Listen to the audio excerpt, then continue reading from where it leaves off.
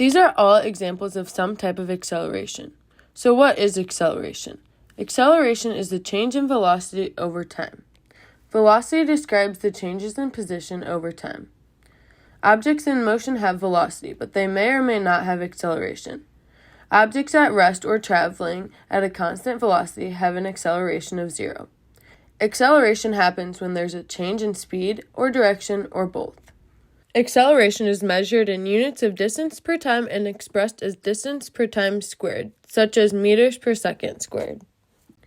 Deceleration is acceleration that results in a decrease of velocity, or the rate at which an object slows down. For example, using brakes on a car. To better explain how acceleration works, here are some examples.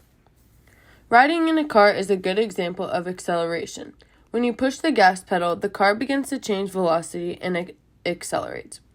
You can feel the effects of acceleration as it pushes you back in your seat.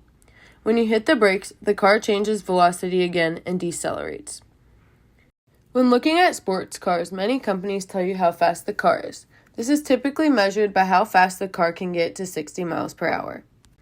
A Ferrari SF90 can get from 0 to 60 miles an hour in 2 seconds.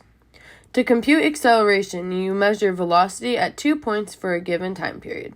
You subtract the final velocity minus the initial velocity and divide that by the time elapsed. So with the data from the Ferrari, we can find the actual acceleration of the car by taking 60 minus 0 divided by 2, which equals 30. This result is basically saying every second the car increases its velocity by 30 miles per hour per second. Another example is running. When the runner gets out of the starting blocks, their velocity begins to change, which is acceleration. In summary, acceleration is how we measure changes in velocity and is a fundamental physics principle. It's something we experience every day and we notice it, but don't think much about it.